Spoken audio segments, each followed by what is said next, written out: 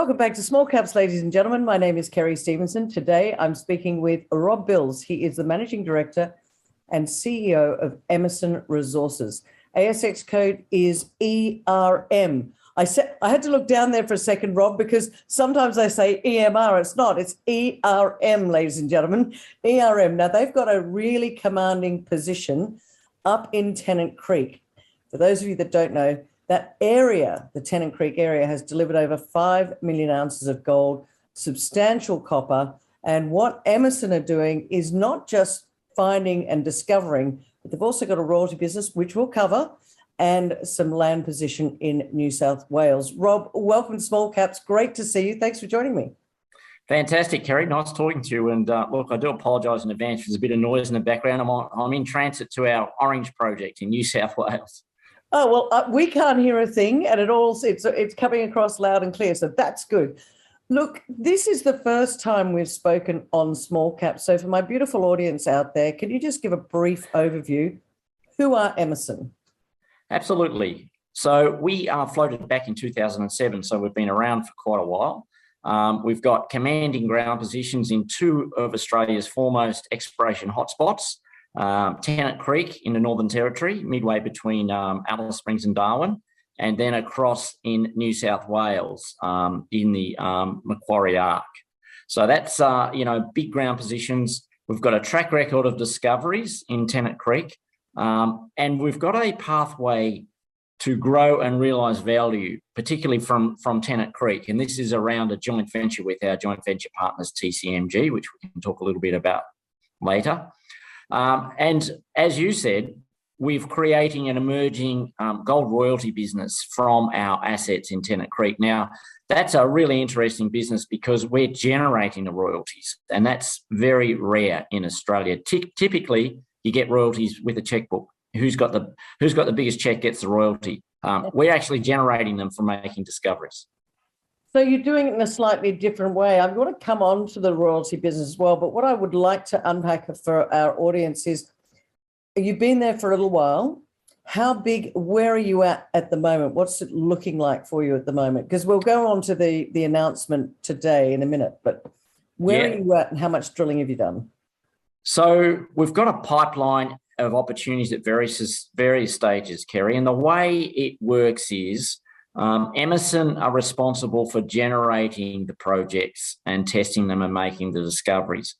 Then they're flipped over into what we call the mining joint venture. And the mining joint venture, our partner, TCMG, do the JORC resources, mine plans, processing, and that's where we get our royalty from. So we've got a number of early stage projects where we're making discoveries, and Hermitage is actually a little bit different in that it sits outside the joint venture. So it's a 100% Emmerson project. It may get included in the joint venture at some point down the track. But at the moment, that's not part of the joint venture. But typically in the joint venture, we do all the exploration, we make the discoveries, gets to a certain point through a scoping study, flips over into the mining joint venture where TCMG then take over, do all the mining and processing, and we take a royalty. Just explain to us who are TCMG and how they came about doing this joint venture with you. Okay, so it's a bit of a mouthful. Tennant Consolidated Mining Group, headed up by some really solid people. They're private, so you won't find too much if you Google them.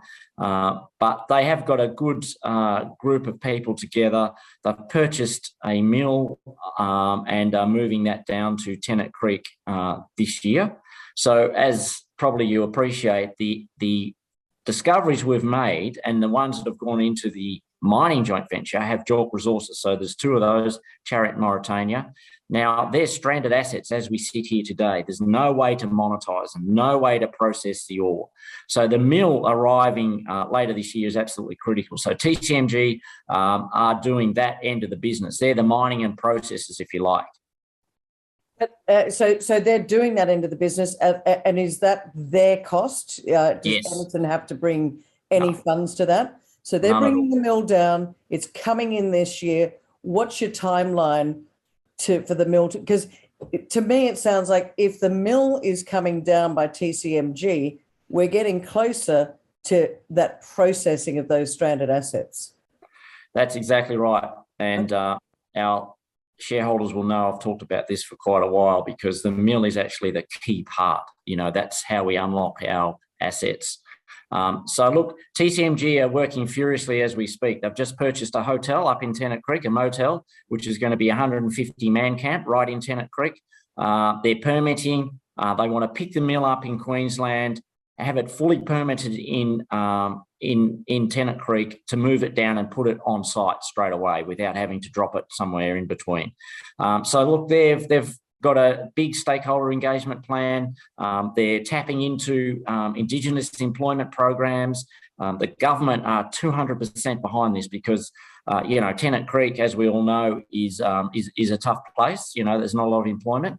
So the government are right behind it, and it is gaining momentum very quickly.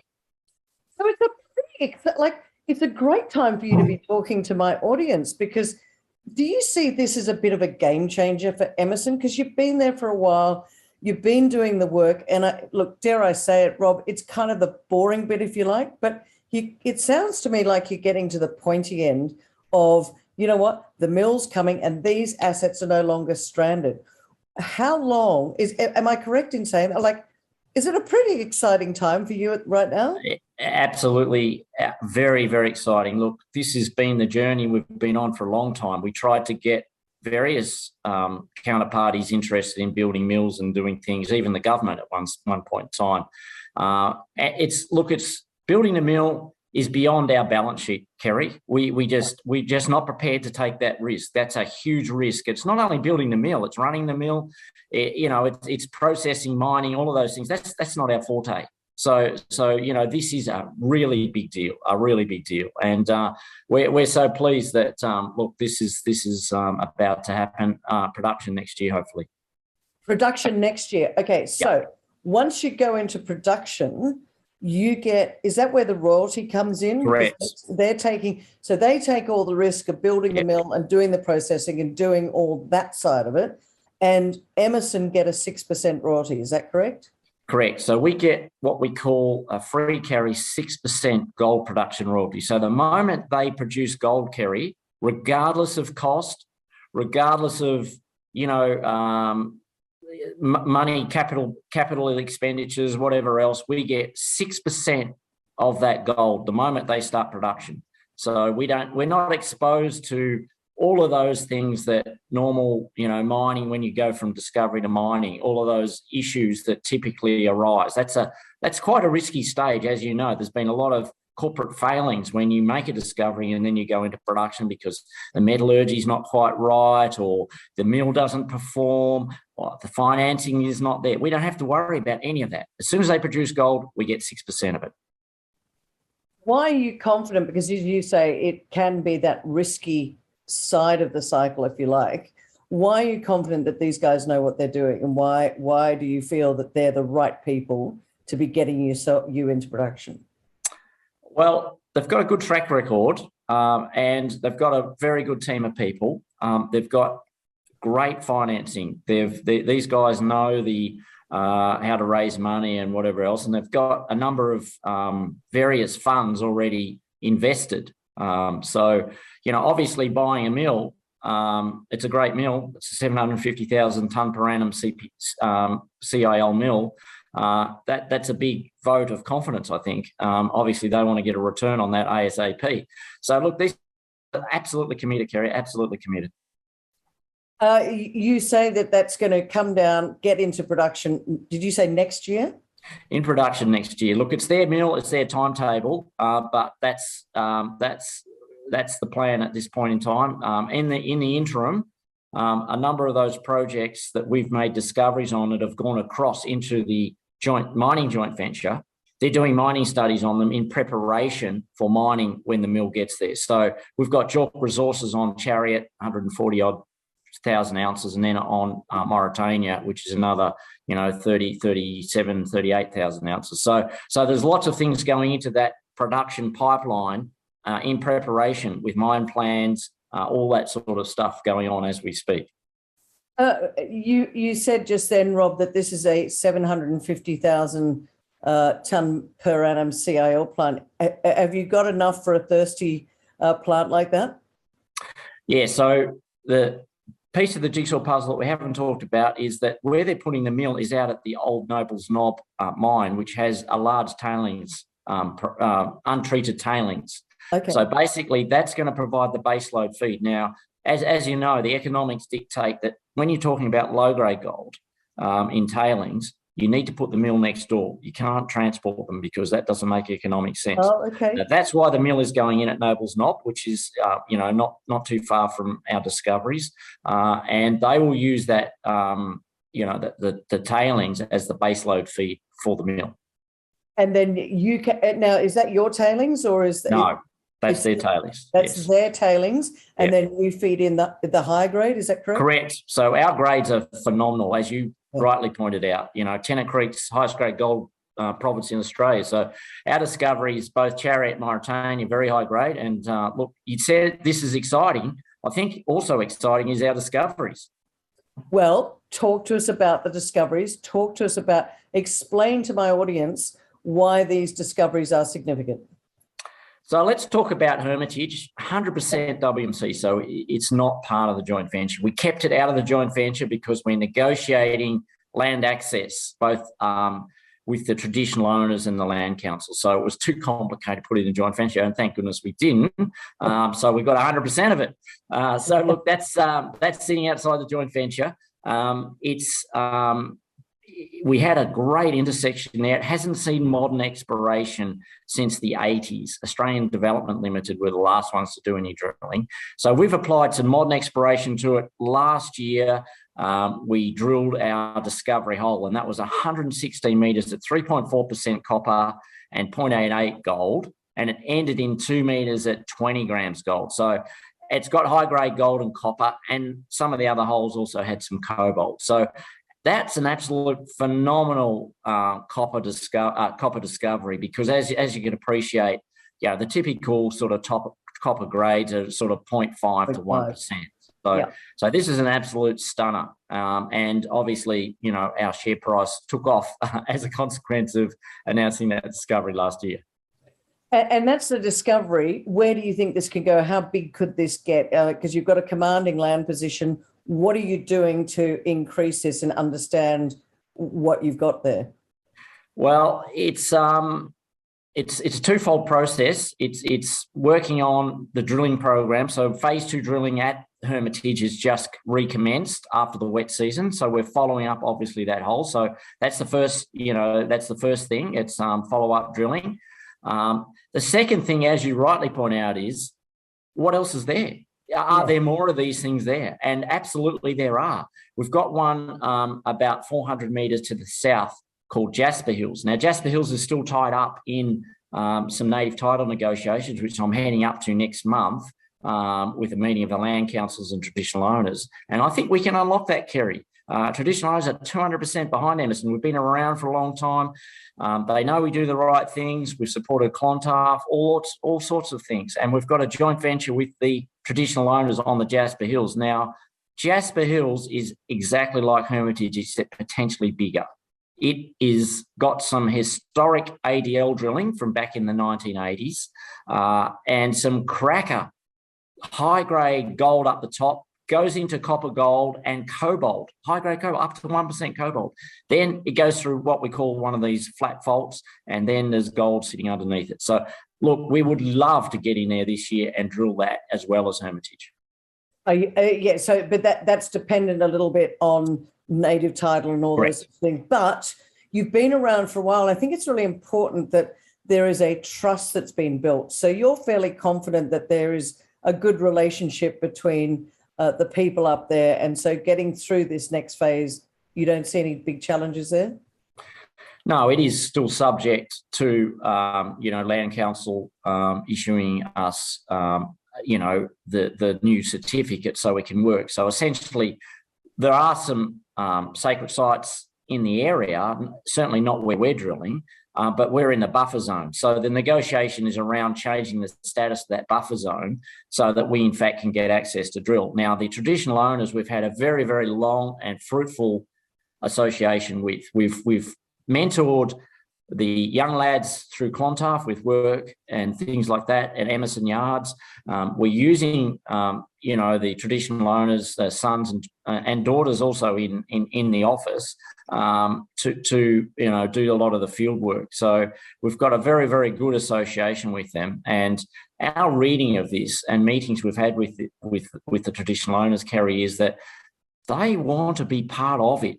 They want to be part of this new paradigm where they've got a direct equity interest in Jasper Hills and want to see this move forward.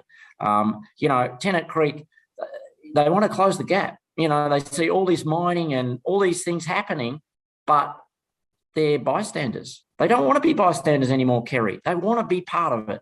And they're so enthusiastic about being part of it. So that's why I'm very confident. I love the enthusiasm that you've got, because it sounds, I've known you for a little while, Rob, and it's great that you spent the time. You built a solid foundation. And Tennant Creek, as you said earlier, they've been stranded assets, but I guess what you're looking at is, Kerry, you've got to get along and build that foundation. You've got the joint venture coming in. You've got a camp going in as well. So do you see this as a point in time, which is I guess like a game changer for Emmerson?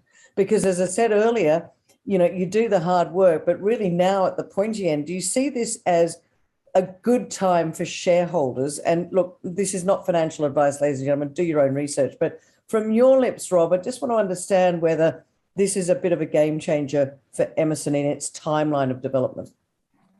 It is. It's something we've been working on for a long time, and the planets have aligned for us, because not only have we had this long association with the traditional owners, we're making discoveries.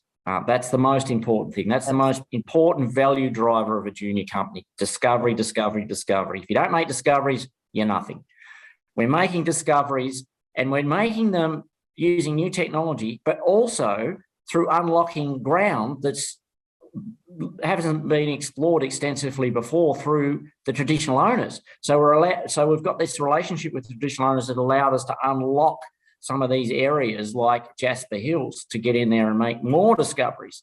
So it's a twofold process. And then, as you rightly point out, the watershed really is getting the mill there to monetize. There's no point making discoveries unless you can monetize them. Absolutely. So that's the key. That's the key bit of the jigsaw puzzle that's falling into place. So I'm going to come back to royalties in a minute, because I really think that the Australian market doesn't fully understand royalties. But before I do, you've also got some ground down in New South Wales. Now, Tennant Creek to me is exciting. There's a lot to do up there. How do you then also focus on New South Wales? So it's pretty good in terms of we've got, what we call near stage projects in Tennant Creek, high grade gold and high grade copper. Yeah. New South Wales is discovering the giants. It's the truly world-class copper gold deposits. So these are huge things. So these are the Cadia Ridgeways, the Cowls, that recent discovery by Alkane called Boda. So it's a great portfolio in terms of investors who obviously this, discovering the giants is not easy. It's greenfields exploration, but it's a good mix. So you've got the Tennant Creek stuff, and then you've got this stuff, which is, if we make a discovery there, it will just absolutely change the face of Emmerson Resources. So we've got one project there in particular, Kerry, called Kiola, our most advanced project, in the same belt as Cadia Ridgeway. We've used some innovative science and exploration, look, we want to drill that towards the latter part of this year. Yeah, that's what I was going to ask. So when's the drilling going to start on that? Because and how big is that drill program? How long is it going to take? It's about a 4,000 metre RC and diamond program. This we've done a fair bit of geophysical work there, and we've defined, an area over 5 k's long that we need to drill. So this will only prick the surface, this drill program, 5,000 metres, but it will give us a good feel. And there's copper at the surface, Kerry. So it's under sort of farmlands. It's and if you go out there, there's old prospects, and you can pick up copper boulders. So it's actually never been drilled to depth before, never been systematically explored. Wow. We've taken it on and done the hard yards in terms of systematic exploration. Now we're ready to drill. Pretty confident, Rob? Yeah, I am very confident. Look, as a geo, I'm always very enthusiastic about these big targets, and particularly Kiola. It's got some really, really strong geological attributes. So that's going to happen towards the end of the year. Meanwhile, we go back up. I want to just talk quickly because we're running out of time. Just talk me quickly through, do you think that the Australian market understands that in taking on a joint venture and this royalty business, that it de-risks the project? Do you think that the market has fully understood what you're doing? Look, I think there's elements of our shareholders that do. We've got one of our major shareholders that sits on royalty boards, and he just loves it because of the very reasons you talked to. Low risk. We're not taking the risk on the mining and processing and milling. And royalty companies are relatively new, and typically over in the States and Canada, they trade at multiples of their market cap, so 12 to 36 times, simply because they are low risk and pension funds invest in them. But the big thing about Emmerson, though, Kerry, is that we're generating the royalties through making discoveries. So as I said before, we're not using a checkbook to go out and buy them. That's not really competitive. We're actually generating them. So we're one of the few companies in Australia that actually generate royalties. That's interesting, isn't it? Because the royalty companies are, we all know the Franco-Nevadas of this world, and there's Vox Royalty and various other ones. And as you say, 12 to 36 times, it's a good business and it's low risk, but you've got a double whammy because you find the discovery and take the royalty. So it's different. Is anyone else doing what you're doing? No, that's our big differentiator, Kerry. No, we're it. So if you want to get into an exciting, not only discoverer, but also emerging royalties, Emmerson's it. Well, that takes you out of sort of the mosh pit, I guess, and makes you a little bit, gives you a differentiation. Rob, it's gone so fast. We've run out of time. Everyone knows I love to finish off my chats with 3 reasons why my beautiful audience, should sit up and take notice of. I think we've already told them, but let's just go over it again. Give us 3 reasons. The first one is the discovery DNA in the company. We've got, and that's, as I said, the biggest uplift in share price. We use the best science, best possible science. So we've teamed up with University of Tasmania. We've had PhD students working on our ground. So we really connect with the science community, the geoscience community. We use the best technology. I haven't talked about the drone technology we're using, but sometime we will have to talk about that. That's going to be responsible for many more discoveries. So this all increases the probability of making discoveries. The second point I'd make, Kerry, is we've got great land positions. We wouldn't be able to get these land positions today, given the number of companies exploring in Tennant Creek in New South. We've got the best ground positions. So, and they're not small. They're not little postie steps. So we're not betting that the major deposit is in that postie step. We've got big positions. So we need to systematically explore them. The last is the differentiator, as I said. If you want to get into, an emerging royalty business, it's Emmerson. Well, Rob, you got. I commend you on doing the groundwork and getting it all done. You've got a big position up there, and as you said, it's the discovery DNA, ladies and gentlemen. Big ground position, but also potentially in New South Wales, another Cadia. Do your own research, ladies and gentlemen. But as I said right at the start, the ASX code is ERM. Rob Bills, Emmerson Resources. Thanks so much for joining me on Small Caps today. Go check them out, and the latest announcement is on their website. Thanks, Rob. Thank you, Kerry.